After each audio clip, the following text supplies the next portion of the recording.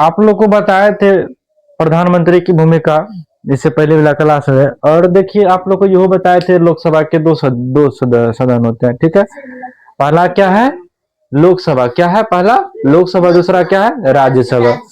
लोकसभा में होता क्या है, जनता द्वारा यानी जनता जो चुनता है, जनता द्वारा सीधे चुने गए प्रतिनिधि होता है। यानी जो जनता अपने वोट दे करके प्रतिनिधित्व को चुनता है। जैसे हम लोग जो है संसद को चुनते हैं ना वोट दे करके, पूर्णिया का सांसद पूजा दब है ना, उसको हम लोग वोट दे करके चुने हैं ना, इसी को हम लोग, यही है लोकसभा के सदस्य, वही सब आदमी लोकसभा में बैठता है। समझ आ गया ना, जो जनता चुनता है। ये बात समझ में आ गया। अब देखिए दूसरी बात, सरकार बनाती है और यह यहीं से सरकार क्या होती है, बनाती है, यही सरकार जैसे यहीं से बनती है। उसके बाद जो है प्रधानमंत्री लोकसभा में ही बहुमत वाली पार्टी से चुने जाते हैं। यानी प्रधानमंत्री का जो चयन होता है, चुनते हैं, ये लोकसभा में जो सांसद सब बैठते हैं वही लोग जो है प्रधानमंत्री को चुनते हैं। समझ में आ गया। डायरेक्ट हम लोग प्रधानमंत्री को वोट थोड़ी ना देते हैं, हम लोग चुनते हैं संसद को, संसद चुनता है प्रधानमंत्री को लोकसभा में। समझ में आ गया, समझ में आई बात। उसके बाद देखिए राज्यसभा में आइए। राज्यसभा जो राज्यों का प्रतिनिधित्व, यहाँ हम लोग अपने वोट दे करके नहीं चुनते ही सबको, कोई कोई है, कोई सदस्य होता है जो इसे हम वोट देकर चुनते हैं। जैसे विधायक सब होता है, विधायक को तो हम ही लोग चुनते हैं, एमएलए सबको, ठीक है। राज्यसभा में होता क्या, ये जो है राज्यों का यानी राज्य के बारे में सोचिएगा। समझ में आ गया ना। राज्य मतलब होगा कि बड़ा कोई निर्णय, मतलब कि राज्य स्तर पर निर्णय लेगा। ये लोकसभा में होता क्या, ये जनता का परेशानी डायरेक्ट सुनती है। जनता को जो परेशानी डायरेक्ट हम बोलेंगे संसद को, और संसद जाकर के बोलेगा लोकसभा में, तब वह कानून पास करेगा, तब जाएगा राष्ट्रपति के पास। राष्ट्रपति की जब देख लेगा सब कानून, सब चीज ठीक है, सब कुछ बढ़िया है ना, इससे कोई दिक्कत नहीं होने वाला है, तब उस पर साइन करता है। राष्ट्रपति साइन कर दिया तो कानून बन गया। जब तक राष्ट्रपति साइन नहीं करेगा तो कोई भी कानून नहीं बन सकता है देश में। समझ में आ गया ना। राष्ट्रपति का साइन का एक एक चीज महत्वपूर्ण होता है, ठीक है। उसके बाद देखिए कुछ कुछ सदस्य जो है राष्ट्रपति मनोनीत करते हैं, नहीं कुछ वहां का सदस्य जो होता है राज्यसभा का, वो राष्ट्रपति चयन करता है उसका। समझ में आ गया। हम लोग कुछ कुछ हम क्या बताएं, राज्यसभा में जो सदस्य होते हैं हम लोग भी चयन करते हैं कुछ कुछ का, और कुछ कुछ जो है वो राष्ट्रपति भी चयन करती है। मनोनीत मतलब होता है चयन करती है। समझा गया। उसके बाद देखिए कानून बनाने की प्रक्रिया का हिस्सा लेता है। कानून तो बनाती है ये दो लोकसभा और राज्यसभा दोनों में बनता है, ठीक है। लेकिन ये जो कानून बनता है ये 90% बनेगा लोकसभा में, तो 10% बनेगा राज्यसभा में। वो बस निर्णय लेती है राज्यसभा से। समझ में आ गया ना। कानून बनती है लोकसभा में, 90% काम यही करती है, 90%, 10% काम इसे सलाह से लेती है यहाँ पर। समझ में आ गया ना। उसके बाद देखिए राष्ट्रपति की भूमिका क्या होती है। भारत में जो है राष्ट्रपति राष्ट्र का यानी समझो देश का जो है संवैधानिक प्रमुख लेता है, संवैधानिक प्रमुख होता है। यानी सबसे बड़ा पद जो है उनका ये सबसे जो मेन आदमी होता है तो क्या बोलते हैं, राष्ट्रपति होता है। और देखिए राष्ट्रपति जो है देश का पहला नागरिक कहलाता है। समझ में आ गया ना। देश का पहला नागरिक बोलेगा किसे कहते हैं, राष्ट्रपति को कहते हैं। और राष्ट्रपति का एक दस्तखत भी बहुत मायने रखता है, बस बिना दस्तखत किए कानून को भी पास नहीं कर सकता है राष्ट्रपति का। समझ में आ गया बात, दिक्कत नहीं है। अब देखिए आइए राष्ट्रपति का अधिकार क्या होता है। जैसे हम लोग का भी अधिकार है, मूल अधिकार तो हम लोग को 6 है ना, और मूल कर्तव्य कितना है, 11 है। उसी तरीके से राष्ट्रपति का भी तो अधिकार होता होगा। ऐसा थोड़ी है कि वो राष्ट्रपति पद पे है तो उसका अधिकार नहीं होता, उसका भी तो कोई अधिकार होता होगा। देखिए राष्ट्रपति का अधिकार जो होता है वो प्रधानमंत्री की नियुक्ति करता है। प्रधानमंत्री का जो चयन करती है वो कौन करती है, राष्ट्रपति ही नियुक्ति करती है। यानी वोटिंग मिलता है यहीं से। उस चयन जो करती है पद ग्रहण वो कहां से, कौन इसको देता है, राष्ट्रपति जो देता है। यानी देश स्तर पे कोई प्रधानमंत्री बनेगा तो राष्ट्रपति चयन करती है, और राज्य स्तर पे कोई मंत्री बनेगा तो उनका नियुक्ति सब कौन करती है, और वो कौन करती है, राज्य में करता है राज्यपाल। कौन करता है, राज्य में जैसे बिहार है उसका कोई राज्यपाल होगा, राज्यपाल उसका कोई नियुक्ति करती है। राज्य में कोई मंत्री जो इधर उधर करना हो, नियुक्ति करना हो या जो भी करना हो। और देश स्तर पे, राष्ट्र स्तर पे आएगा तो राष्ट्रपति करेगा। यानी जितना पावर होता है राष्ट्रपति के पास उतना ही पावर होता है क्या बोलते हैं उसको, ओरे राज्य स्तर पे क्या होता है, जितना पावर होता है राष्ट्रपति के पास उतना पावर ही होता है राज्यपाल के पास। समझ में आ गया। राज्य स्तर पर अब बिहार में 28 राज्य है। राज्यपाल जो होता है ये एक राज्य का मालिक नहीं होता, ये 2-3 राज्य का भी मालिक होता है कहीं कहीं पे। समझ में आ गया। राष्ट्रपति यानी राष्ट्रपति का कार्यकाल ये 6 वर्ष का होता है। इतना कार्यकाल कितना होता है? 6 वर्ष का। और क्या बोलते हो, राज्यपाल का भी कार्यकाल होता है 6 वर्ष का। जितना पावर राष्ट्रपति को उतना पावर राज्यपाल को भी है। यानी राज्यपाल को पावर है राज्य भर के लिए ही, राष्ट्रपति की पावर है पूरा भारत देश का पावर है उसके पास। समझ में आ गया। और मुख्यमंत्री जब इस्तीफा सब लेंगे या पद ग्रहण करेंगे, वो राज्य में करेगा तो वो राष्ट्रपति क्या बोलते हैं उसको, राज्यपाल से ही नियुक्ति करेगा, राज्यपाल ही नियुक्ति करेगा। और देश स्तर पर यदि कोई बड़ा मंत्री है तो वो किससे करेगा? राष्ट्रपति के, प्रधानमंत्री करेगा। समझ में आ गया बात? समझ आ गया ना। उसके बाद देखिए प्रधानमंत्री का नियुक्ति भी राष्ट्रपति करते, क्योंकि प्रधानमंत्री बड़ा पद है कि नहीं। वो देश स्तर पे तो राष्ट्रपति करेगा, राज्य स्तर पे कोई दर दर करना हो रहेगा तो कौन करेगा? राज्यपाल करेगा, राज्यपाल करेगा। समझ में आ गया ना। देखिए जिस तरीका से देश स्तर पे मालिक होता है राष्ट्रपति, उसी तरीके से राज्य स्तर पे राज्य का सभी मंत्रियों का मालिक होता है राज्यपाल। समझ में आ गया ना। मुख्यमंत्री से भी बढ़ के होता है राज्यपाल, ठीक है। उसके बाद देख लीजिए संसद द्वारा पास किए गए कानून को मंजूरी देना। यानी कानून तो बनते हैं संसद में, बनते हैं ना। संसद हम क्या बोले थे, कोई भी कानून बनेगा तो संसद में बनाएगा। कानून बनती है लेकिन उसको मनोनीत मंजूरी देना, यानी दस्तखत जो करेगा, सिग्नेचर एक राष्ट्रपति करेगा, तभी वो कानून पास होगा।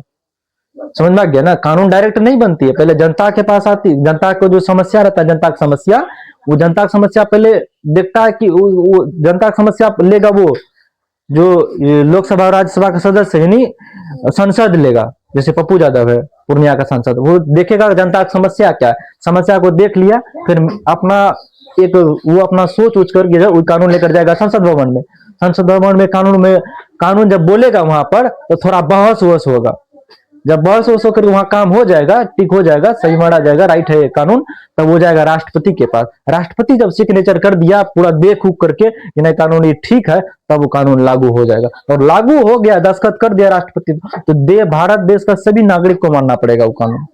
इतना ऐसे कानून प्रोसेस होता है। समझ में आ गया। अब देखिए आवश्यकता पड़ने पर आपातकाल लगाना। आपातकाल मतलब समझते हैं? आपातकाल आप लोग नहीं समझते होंगे, आपातकाल बता देते हैं। आपातकाल तब लगता है जब देश में क्या होता है, एक देश से दूसरे देश में युद्ध चलेगा ना। आपातकाल तो मतलब होता है तभी सब कुछ जो बंद कर देता है, राष्ट्रपति शासन तभी चल जाता है। समझ में आ गया। आपातकाल लगा जाता है, सब कुछ बंद कर देता है। जैसे मान लीजिए एक बार जो क्या बोलते इंदिरा गांधी की जब हत्या हुआ था ना, तब आपातकाल लगा था। समझ में आ गया। आपातकाल मतलब होता है सब कुछ जो तुरंत सब काम बंद कर देता है, सब कुछ सील कर देता है, बंद कर देता है। समझ में आ गया। उसी को आपातकाल बोलते हैं। अब देखिए न्यायपालिका कैसे काम करती है। न्यायपालिका हल्ला नहीं करना आप लोग। न्यायपालिका क्या होती है? न्यायपालिका जो होती है ना, वो कानून का रक्षा करती है।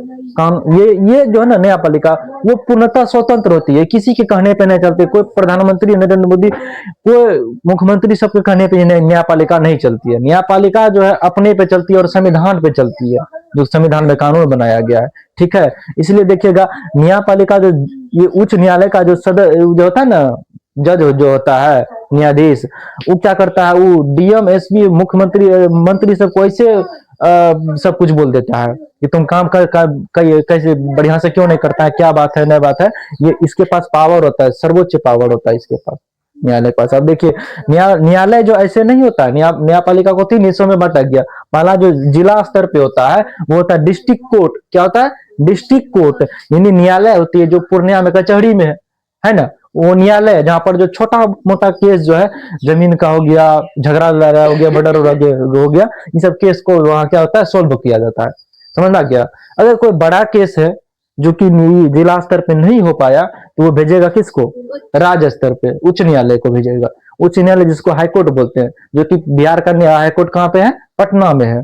समझ में आ गया। कहाँ है? पटना में। उच्च न्यायालय कहाँ है? पटना में है। ये क्या करेगा, इससे जो मैटर सोल्व नहीं होगा, ये बहुत बड़ा मैटर है, तब ये इसको भेजेगा।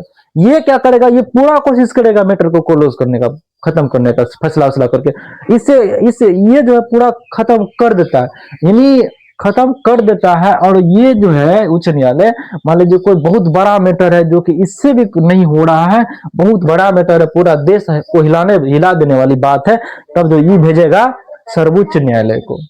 और सर्वोच्च न्यायालय जो है ये क्या करता है, ये इतना बारीकी से देखता है उस मैटर को, इतना बारीकी से देखता है कि ये जो इससे ये देश स्तर पे होता है, ये कानून इससे आगे जा ही नहीं सकता है कहीं पे।